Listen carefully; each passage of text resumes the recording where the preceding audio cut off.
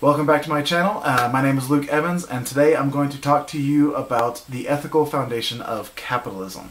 Now, I know that's not a normal sentence that you hear. Most people don't think about capitalism in terms of a moral code, but it is. I'm going to be phrasing the argument to you today.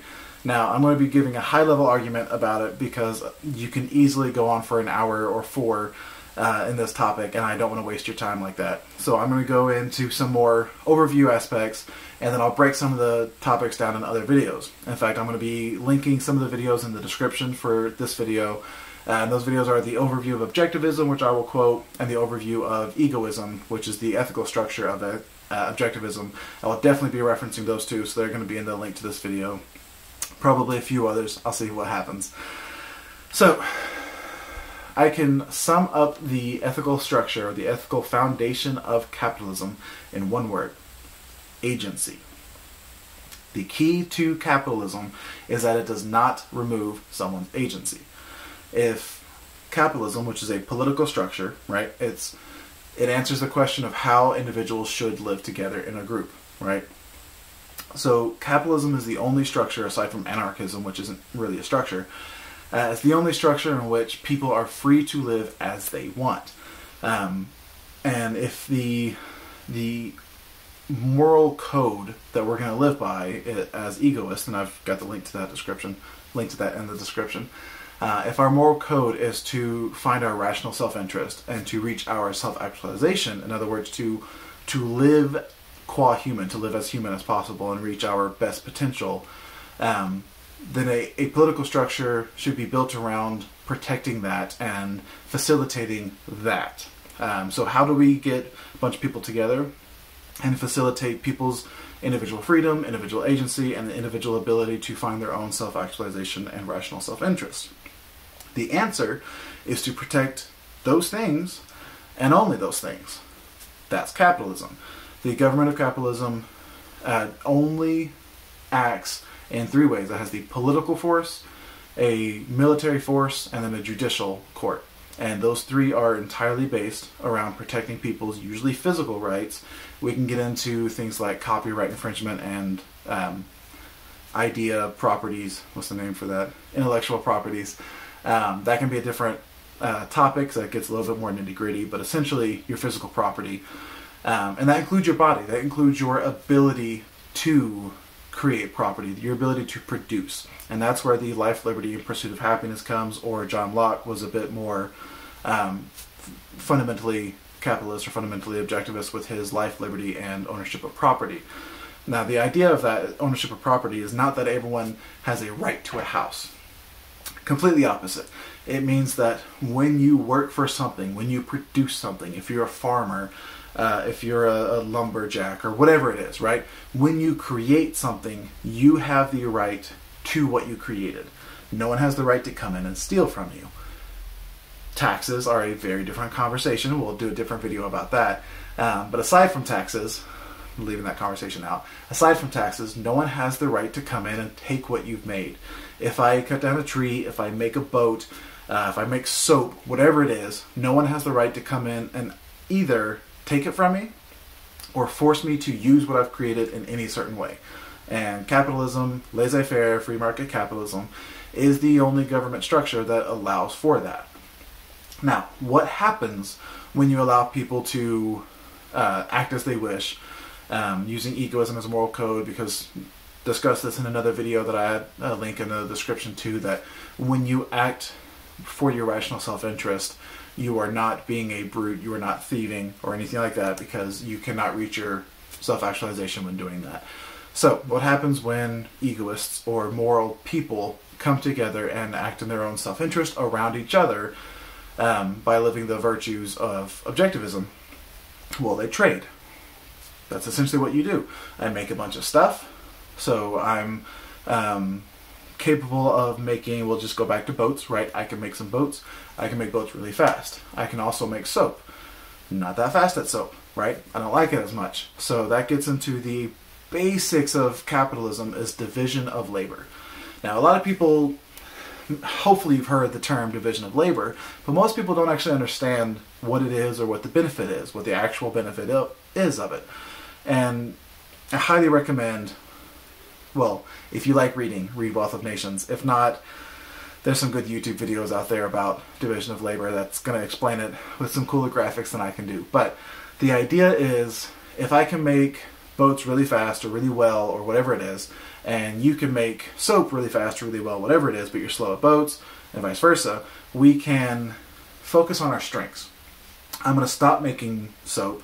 I'm only going to make the boats. And then because I can make them faster and better, I'm going to be creating more value that way. And then I'm going to sell those, and then I'm going to use that money to buy soap from you. And that, the value of my work, I'm going to get so much more money, essentially, by creating the thing that I like and I enjoy doing and I'm good at doing. I'm going to create so much more money that I will be able to pay you essentially more, because I have more money, for the soap that you in turn made because you're good at it, you enjoy it, and you're faster and all those things. And there's a lot of videos that'll break down the math. I promise you this is an effective thing. I'm not going to go too in-depth with that. But when you get a bunch of people together and they start trading and they start using that division of labor, they create wealth.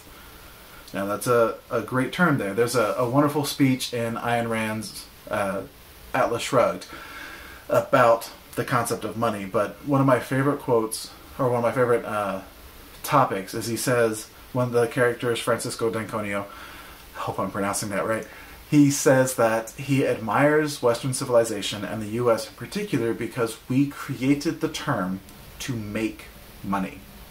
That concept had never existed before the US. So words have an exact meaning, right? You are making money. You're not stealing money. You're not redistributing money. You are not shuffling the money pot around. You are making money. You are creating wealth. That only happens in free trade. And the way that happens is the division of labor and then value-added activities, right? So if value-added activities is the same simple concept of I'm going to buy, I don't know, a tree from someone, and I'm going to take that tree and I'm going to cut it down into lumber. That's a value-added activity. I did a thing that makes that tree more valuable, and I'm going to sell that tree to someone who's then going to make the boat, and turning lumber into a boat is a value-added activity.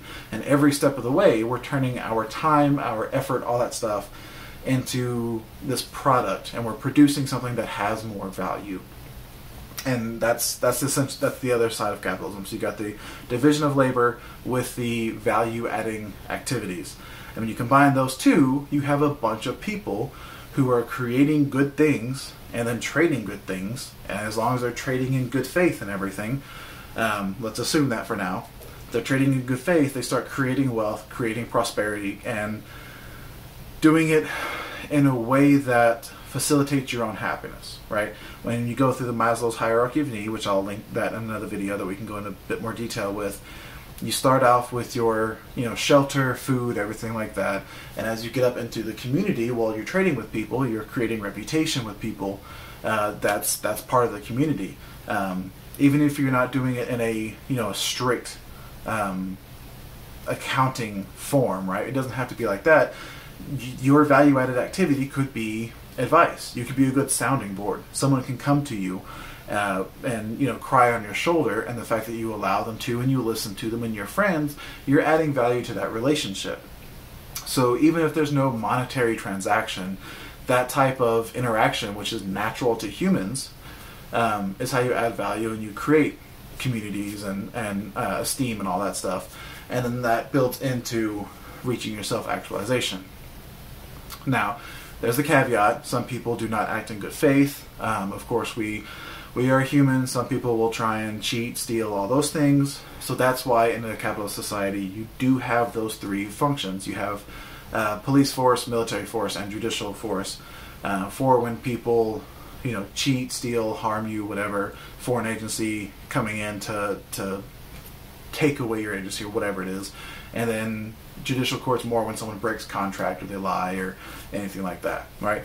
So allowing people to live their life, to have their agency, to seek their own prosperity, to pursue their own happiness,